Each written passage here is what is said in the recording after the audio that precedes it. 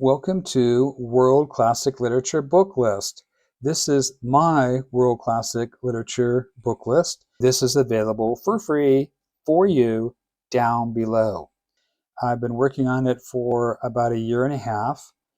I started, my desire for having this in the first place was coming from a regret that I had in not being a very well-read individual. And so, a while back, I started reading a novel and I finished it. It was a popular contemporary novel and it was highly rated by many, many people. And it was just a big disappointment. Um, and so I just felt like I wasted my time. One thing led to another. I can always have a great reading experience when I read the classics. Now, that's a hypothesis that I actually want to test here by going through and reading all the classics, all the books that I have on this list. Now, this is not all of the books that I think you should read. I'm not going to be pretentious that way at all, whatsoever. In fact, I'm sure there's plenty of classics out there that are not on my list. And the question I have is, are the books that I have on this list classics? That means that they are written before 1980. I know that's an arbitrary year, but that's what I've chosen.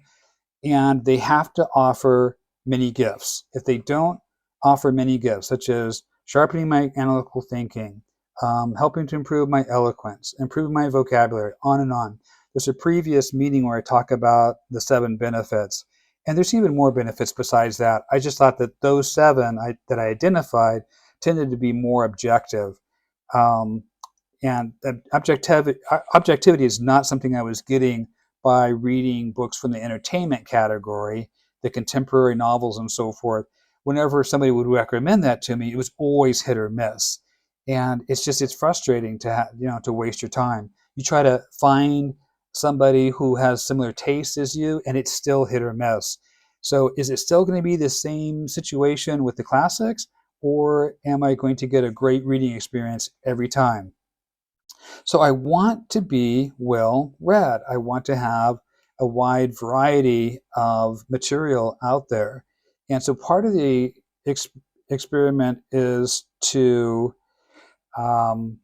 see what this is going to do to my brain, see what happens, and to also see if it really does do these things like improve my vocabulary or improve my eloquence, which should improve my writing skills. See if I'm getting these kinds of advantages or not. Here on out, after this video, I want to start reviewing the titles that are on this list that I've made. Each title will have one meeting, and the first one will be a preview, which will not have spoilers. The second one will be a review, which will be all about spoilers. 2 separate meetings on the same title. This World Classic Literature Booklist is now yours. You can add to it. You can take books off as you wish. So I started with Mortimer Adler's How to Read a Book. At the back of his book, he had a list of classic books or books he recommended. And so I started with those, and I took some books off, and then I added a crap load more. I've got about 634 titles added, and it spans over 22 genres. And, I just ran out of colors. There's so many genres out there, and so I had to kind of collapse some of them, like this blue over here is novels, novellas, fiction. This brown is historical fiction or nonfiction, not necessarily historical. So we have fiction, we have nonfiction, we have philosophy, plays, poetry, romance, satires. We have comedies. There's children's literature, biographies, autobiographies / memoirs. So there's quite a wide variety in here. And it starts all the way back to like the dawn of speaking and storytelling. I decided after I was working with Mortimer Adler's book, I was adding a lot.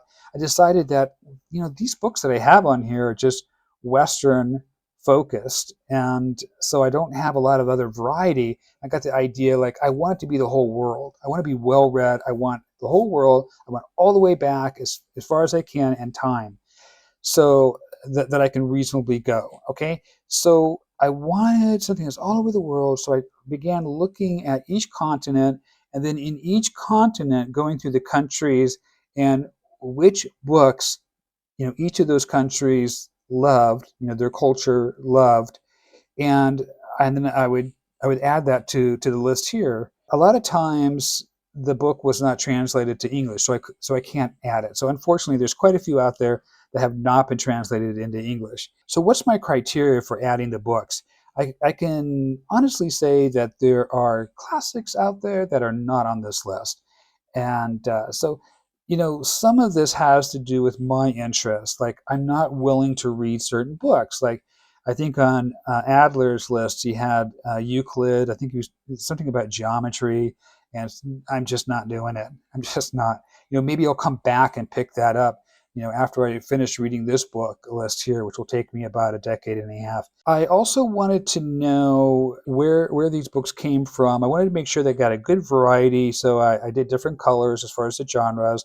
And I wanted to make sure that they were from all over the world. I wasn't neglecting any country, any nation. If I can, there are books that are on this list that I'm definitely challenging myself on. Um, and even though I think they're difficult and they're beyond my reading capability, I don't believe, therefore, I can't get anything out of it.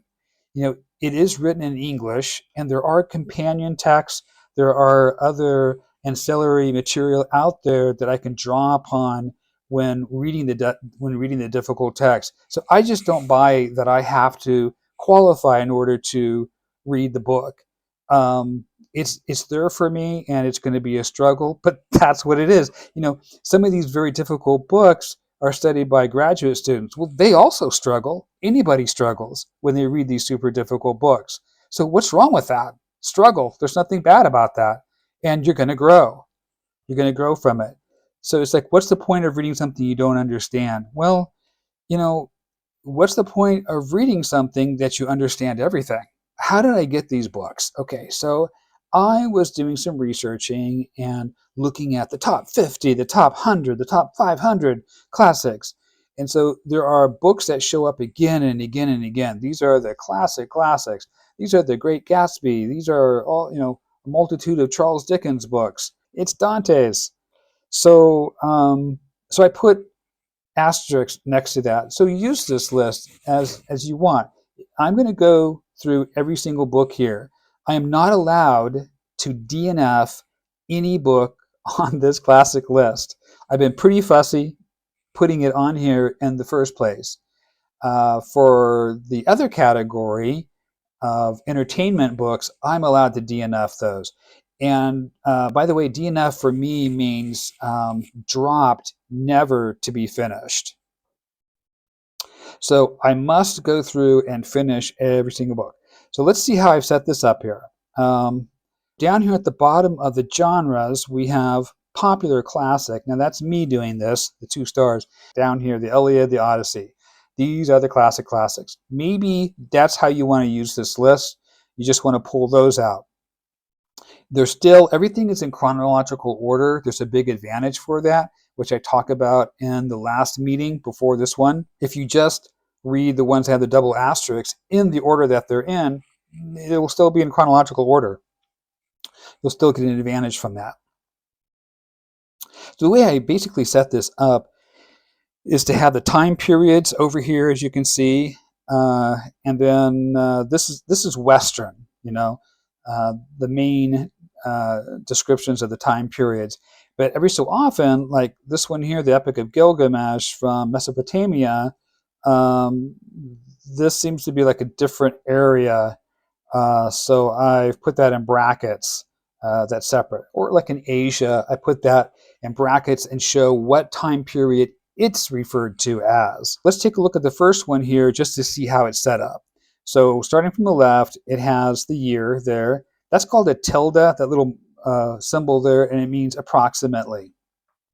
So approximately 1100 BCE is before Common Era. The Epic of Gilgamesh, and then the area on Earth that it came from, Mesopotamia, And then 272 are the page numbers, and that's what the publisher has said. Now, keep in mind that's not every single page that you're going to read. Part of that is table of contents and glossary and index and so forth. But it still kind of gives you an idea if the book is a smaller read or if it's a larger read. Some people kind of panic when they see a big chunker of a book, and they're on this list. This is A to Z list. I have got Cat in the Hat, all the way from Cat in the Hat, Dr. Seuss, to Hegel's Phenomenology of Spirit. It is A to Z. So with these page numbers here, let's say I read 20,000 pages a year. Obviously, I would love to read as many as I can, but I don't want to sacrifice quality for quantity. But I want to be as efficient as I can, because we don't live forever, and I want to read as much as I can and get all these benefits as much as I can. So let's say I read 20,000 pages per year. So if I'm just reading books that are 200 pages, 300 pages, then 300 pages at a time, I still read 20,000 pages.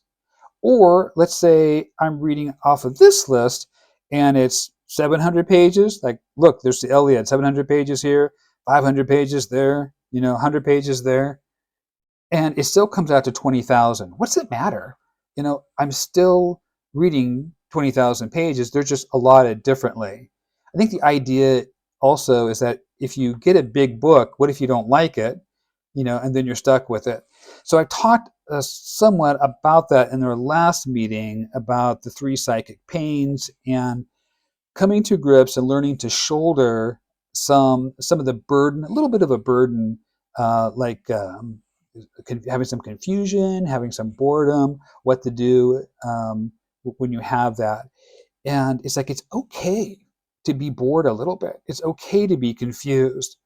And I have solutions about that. I talk about that in the previous meeting, but it's okay to have these experiences. It's okay to feel stupid. Just keep reading. Just keep turning the pages. Slow down and keep reading. So I think after a while, after some time, I'm going to feel some accomplishment and get some kind of pleasure and satisfaction from that. Um, and it's going to be, the realization of having the benefits too as well. When I do the, not the preview meeting, but the review meeting, and I talk about the spoilers and stuff, I will be using that evaluation form, which is in the second meeting that I had. You can go back there. That's a freebie. And I'll be using that to evaluate those 7 benefits that I've identified for that book, And I mean, it's one thing to say, yeah, I kind of enjoyed it, but it was dry in some places. So it was a little bit boring in places. And it's another thing to fill out this form and get a number, get a quantity that says, oh, it's scored. I got all these, benefits from reading this book. Out of 20 points, I got, 17. I really did have a great experience, even though I was not exhilarated from page to page. Okay, so that's the basic setup here. Let's take a look at these here. So this is yellow. So this is poetry. This is an epic poetry.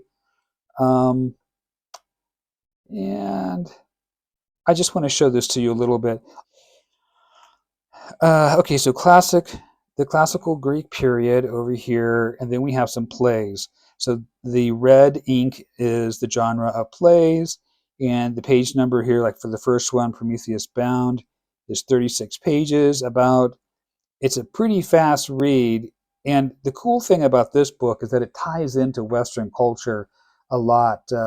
People will make references to this, and now I know what they're talking about. Let's kind of scan down here and let's see if we can stare directly into the eye of the monster.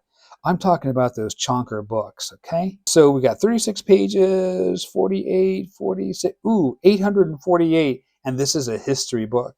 784, and this is also a history book. This book here, the Peloponnesian War, is known as being a dry read. I have chosen the Oxford World Classics on this, and I've read a few pages, and it doesn't seem that bad to me. Um, it seems interesting, a little interesting to me, and that's good. It's good to have that. We've got some more plays down here, so the sizes are relatively small. Um, but look, if we're going to be well read and we want a wild variety, and we want it to be way back in time to the present, we want it to be all over Earth, then we're going to run into some larger books. Um, there's the chance that it's going to be a bad book, but I don't think so because it's a classic. So maybe let's see how I am in a year. I think I'm going to be getting something out of these books. I think it's going to work out.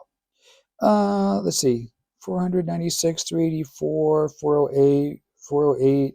Ooh, the complete works physics. Now, I'm not reading all of those pages. I'm picking out sections of this. So it's probably maybe 400 pages, I'm guessing.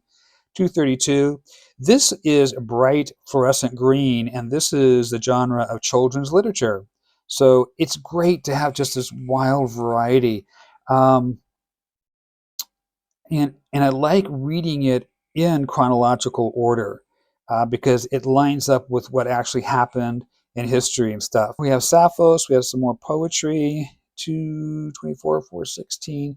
These are really not too long. You got 848 and 784, but there are ones that go over 1,000 pages. Egyptian Book of the Dead, that's another tends to be a dry book, 992 pages. No matter how big it is, it's it's just going to be the same number of total pages in a year that I read.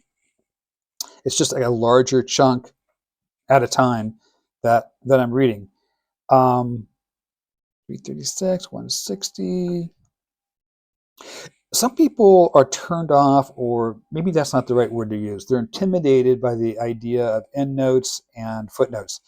Um, but they're really your friend, and you'll see how much more enjoyable the reading becomes. Not every book is going to have footnotes and endnotes. The Cat in the Hat doesn't have any at all. Let's do a random spin of the dial here, see where we land, and let's just random go to a random page and see what the largest size book is, number of pages. Okay, so we'll take this page here we're on. 770, 720, and this is like one after the other. So after I read Emily Dickinson's her complete works, then I'm going to be reading The Woman in White by Wilkie Collins. That's 720 pages. I mean, it's not really 720 pages, but it's going to be close to that. The Mill and the Floss, 700, 416. Oh, look at this one. Les Miserables is 1456. So that's probably the whopper for this page. There are some bright green here. It's nice to get a little break. It's refreshing, and to get some beautiful illustrations in with that.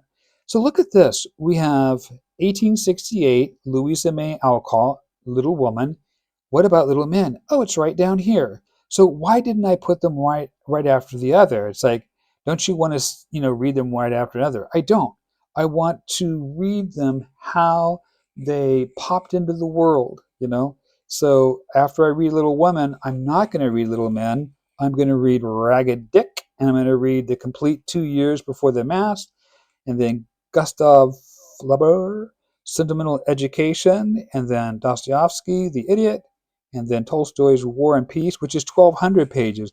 People talk about, oh, War and Peace, it's such a huge tome. But, yeah, it's not small, but there's on this list, there are larger ones than 1,200 pages. So it really is A to Z. What was our big one? Oh, yeah, Victor Hugo's. So Victor Hugo's is larger than Tolstoy's War and Peace. Isn't that interesting? Hmm. Wow. But like looking at this page, this is quite a variety of colors here and books. The blue, which is the novels, novellas, that is probably the most common color throughout the list. Gilbert and Sullivan, so that's a play. Shakespeare is on this list too as well. Yeah, so all the classics, like here we have Little Women, that got 2 stars, so that's a classic. The Mill and the Floss, Great Expectations, Les Miserables. And you know, these books are, so far what I've seen, these are accessible books. These are books that I don't think we're going to be writhing in agony on the floor, trying to crack the code. I think they're going to be readable. There's plenty of philosophy books. The big philosophers throughout history, throughout time, they're pretty much represented on here. A lot of the authors that have multiple famous works, you know, like Charles Dickens is very well represented on this list. Jane Austen is very well represented, but I don't think I have every last thing that they've written on here, just the big things. And I've told myself I can come back and get that later.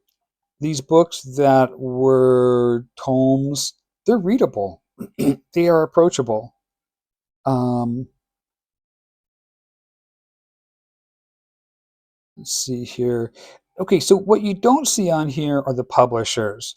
You might be able to figure it out by the page numbers and then just find it listed, and then you match the page number, then you see.